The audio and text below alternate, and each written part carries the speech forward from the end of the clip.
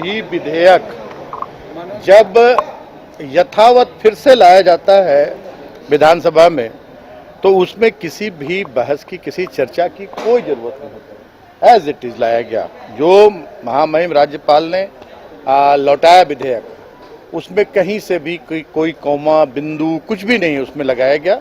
तो वहाँ किसी भी लोगों को बोलने का, सिर्फ नेता प्रतिपक्ष अगर अपनी बात, क्योंकि उनको विशेषाधिकार है, नेता प्रतिपक्ष अपनी बात रखना चाहे तो नेता प्रतिपक्ष अपनी बात रख सकते थे। बावजूद बहुत लिबर्टी दिखाई हमारे माननीय अध्यक्ष महोदय ने और बहुत लोगों को बोलने का मौका दिया।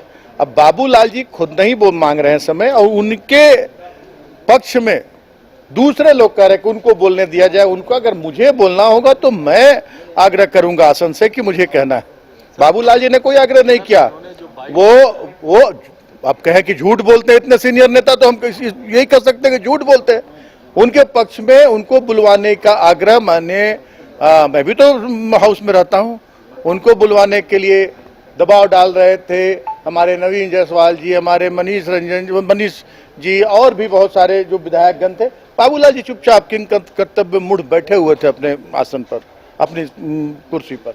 तो ये आरोप लगाना और बाकी लोगों को कैसे बोलने दिया गया? बाकी सभी लोगों ने कहा ये इनका सिर्फ मनगढ़ंत आरोप रहता है और ये इसी तरह की राजनीति करना जानते हैं। ये जनहित की राजनीति करना नहीं सीखे हैं, राज्यहित की राजनीति कभी नहीं करना जानते। आप कह रहे हैं कि जैसे था एज इट इज भेज दिया गया, तो फिर वहां से फिर उसी तरह एज इट इज पड़ा रहेगा, क्या होगा? एज इट इज पड़ा रहेगा तो क्या हम वही इनकी वाली नीति लागू कर दें, 13-11 वाली नीति लागू कर दें कि सभी बाहरी लोग ये कह रहे थे अभी चिल्ला कर कि जो हम लोगों ने नियोजन किया उसमें 95% स्थानीय लोग यहाँ नियोजित हुए हैं, तो ये उसका आंकड़ा दे दें कि जो इनकी नीति थी उसमें 95% यहाँ के लोग नियोजित हुए हैं।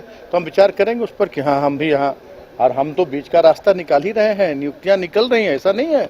हमारे बहुत सारे विज्ञापन निकल रहे हैं, नियुक्तियाँ निकल, उसके चलते नियुक्तियाँ रुकी हुई नहीं है। हमारे माननीय मुख्यमंत्री की सोच है कि हम 100% जो 3rd ग्रेड 4th ग्रेड की नौकरियां हैं उसमें झारखंड के जो यहाँ के मूलवासी हैं उनको हम प्राथमिकता दें।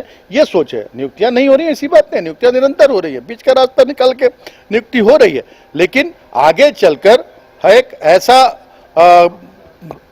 कानून बन जाए, एक ऐसा नियम बन जाए कि 3rd ग्रेड 4th ग्रेड की नौकरियों में कोई भी एक भी बाहर का व्यक्ति नहीं आ सकता। घंटी आधारित